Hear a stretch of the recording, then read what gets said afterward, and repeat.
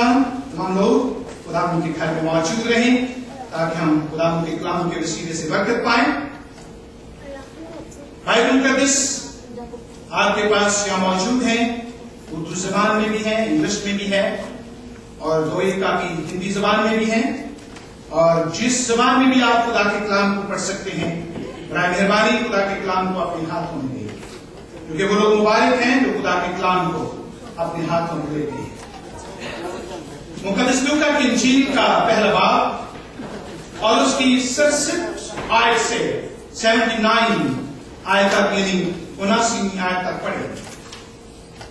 लूका की इंजील का पहला बाब उसकी 67 आयत से 79 आयत तक। Our gospel lesson is comes from the Gospel of Luke, chapter 1, verses 67 to 79. The Gospel of Luke, chapter 1, verses 67 to 79. खुदावंद के कलाम में इस तरह से लिखा है, और उसका बाद ज़करिया रूह कुद्स से भर गया और नबूवत की राह से कहने लगा, खुदावंद इस्राएल के खुदा की हम्द हो, क्योंकि उसने अपनी उम्मत पर तवज्जो करके उसे छुटकारा दिया और अपने खादम दाऊद के घराने में हमारे लिए निजात का सीन निकाला, जैसा उसने अपने पाक नबियों की ज़बानी कहा था जो कि दुनिया के शुरू से होते आए हैं, यानी हमको हमारे दुश्मनों से और सब कीना रखने वालों के हाथ से निजात बख्शे, ताकि हमारे बाप दादा पर रहम करे और अपने पाक अहद को याद फरमाए, यानी उस कसम को जो उसने हमारे बाप इब्राहिम से खाई थी कि वो हमें यह अनायत करेगा कि अपने दुश्मनों के हाथ से छुटकर उसके हजूर पाकीज़गी और रास्तबाजी से उम्र भर बेखौफ उसकी इबादत करें। और आज लड़के तू खुदा ताला का नबी कहलाएगा, क्योंकि तू खुदावंद की राहें तैयार करने को उसके आगे आगे चलेगा, ताकि उसकी उम्मत को निजात का इल्म बख्शे जो उनको गुनाहों की मुआफी से हासिल हो। और ये हमारे खुदा की ऐन रहमत से होगा, जिसके सबब से आग में बाला का आफताब हम पर तलूब करेगा, ताकि उनको जो अंधेरे और मौत के साया में बैठे हैं रोशनी बख्शे और हमारे कदमों को सलामती की राह पर डाले। अजीजों, इसी के साथ हम मुक़द्दस पौलुस रसूल का खत जो उसने कुरिन्थियों की कलीसिया के नाम लिखा, उसका पहला खत उसका 12वां बाब 4 आयत से 11 आयत तक पढ़ेंगे। पहला कुरिन्थियों उसका 12वां बाब और उसकी 4 आयत से 11 आयत तक। Our epistle lesson comes from 1 Corinthians chapter 12, verses 4 to 11. 1 Corinthians chapter 12, verses 4 to 11.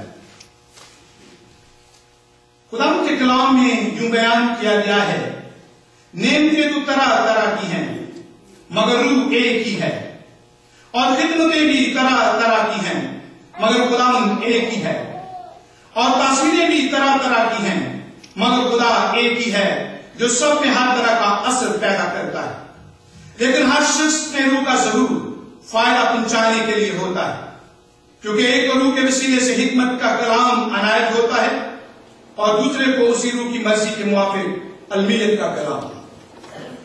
किसी को उसी रूह से ईमान और किसी को उसी एक रूह से शफा देने की तौफीक, किसी को मौजज़ों की कुदरतें, किसी को नबूवत, किसी को रूह का इम्तियाज, किसी को तरह तरह की ज़बानें और किसी को ज़बानों का तर्जमा करना, लेकिन ये सब तासीरें वही एक रूह करता है जिसको जो चाहता है बांटता है। खुदावंद के कलाम के पढ़े जाने पर खुदावंद की बरकत हो। आइए हम अपने सर खुदावंद के हुज़ूर झुकाएं और दुआ करें। मेहरबान खुदावंद, तेरा शुक्र हो, तेरी तारीफ हो इस वक्त के लिए जो तुमने हमें बख्शा कि हम तेरे कलाम को सुन सकें, तेरे कलाम पर अपना ध्यान दे सकें और तेरे कलाम के वसीले से बरकत पाएं। तेरा फजल हम पर रहे और खुदावंद तेरा आसमान हमारे लिए खुला रहे। और आज का ये पैगाम ना तो किसी इल्म से, ना किसी लियाकत से, ना किसी दानिश से, बल्कि तेरे पाक रूह की मामूली के साथ। और तू मुझ नाचीज, मुझ नकम्मी और मट्टी के बर्तन को अपनी जलाल के लिए, इंजील की मनादी के लिए इस्तेमाल कर। तेरे बुजुर्ग नाम में मांग लेते हैं। अजीजों, खुदावंद का शुक्र और उसकी तारीफ और उसकी सताइश हो, जिसकी रहमत से, जिसके फजल से मैं और आप एक बार फिर खुदावंद की हजूरी में हैं, खुदावंद की इबादत, उसकी बंदगी और उसकी परस्तिश कर रहे हैं। और हम इन दिनों में जो पैगाम सुनते हैं वो रूह कुद्स के बारे में है। और पिछले संडे हमारा छठा सरमन या वाज था जो रूह कुद्स के बारे में बयान किया गया। और मैंने ये जिक्र किया कि खुदा का पाक रूह ईमानदारों की जिंदगी में क्या करता है। और मैंने 5 बातों का जिक्र किया जो रूह कुद्स ईमानदारों की जिंदगी में करता है। तो मैंने ये जिक्र किया कि मेरे का आसमान मिकदार वो हमें खुदा के साथ एक बनाता है। मेक अस क्राइस्ट लाइक, हमें मसीह की मानद बनाता है। Illuminate the truth of scripture, कलाम की सच्चाइयां हम पर आगाह करता है, रोशन करता है। एम्पावर अस फॉर सर्विस, खिदमत के लिए हमें ताकत देता है।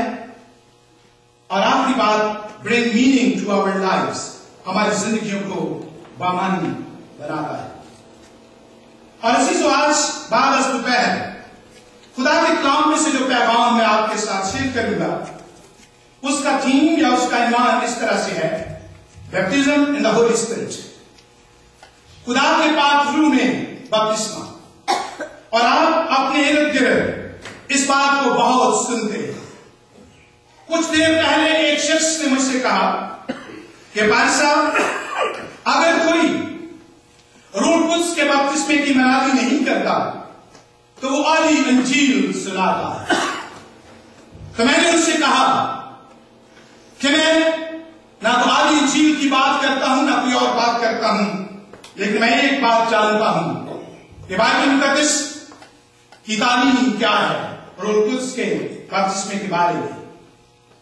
और इसी से जब आप बहुत से थियोलॉजियन को देखेंगे, चार्ल्स हाज, लुईस बर्नहाफ या दूसरे और जो थियोलॉजियन हैं, और जब आप उनका थियोलॉजिकल वर्क जो है वो देखेंगे तो उसमें रूह कुद्स के बपतिस्मे का चैप्टर नहीं है।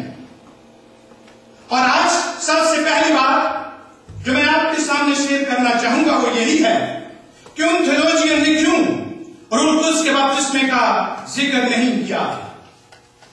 एक थियोलॉजियन जिसका नाम वेन ग्रूडम है, उसने सिस्टमैटिक थियोलॉजी में रूह कुद्स के बपतिस्मे का जिक्र किया है। और ये सिस्टमैटिक थियोलॉजी है जो वेन ग्रूडम की है। और वेन ग्रूडम इवेंजेलिकल और बैप्टिस्ट स्कॉलर है जिसने इस किताब को लिखा है। और इसी के साथ आज का जो सरमन होगा ये सिस्टमैटिक थियोलॉजी की रोशनी में, और फिर एक पिछली जो है दिनों में ये किताब आई जो कि 1901 से 2001 तक की हिस्ट्री इसमें है। और इस किताब का नाम है the Century of the Holy Spirit, यानी रूह कुद्स की जो मूवमेंट है, पेंटिकॉस्टल मूवमेंट जो है, जब उसको 100 साल पूरा हुआ तो ये किताब जो है वो लिखी गई। और मैंने आपके सामने ये जिक्र किया कि क्यों जो दूसरे थियोलॉजियंस हैं उन्होंने उसका जिक्र नहीं किया। तो अगर मैं आपसे सवाल करूंगा तो आप कौन मुझे ये जवाब देंगे कि वो थियोलॉजियन नहीं, चार्ल्स हाज, जिसका थियोलॉजी की दुनिया में बहुत बड़ा नाम है। और डॉक्टर चार्ल्स हाज प्रिंसटन थियोलॉजिकल सेमिनरी में थियोलॉजी के प्रोफेसर रहे। और डॉक्टर नेशन जिन्होंने वेस्टमिंस्टर थियोलॉजिकल सेमिनरी को शुरू किया, लुईस बर्नहाफ जब मेरे पाकिस्तान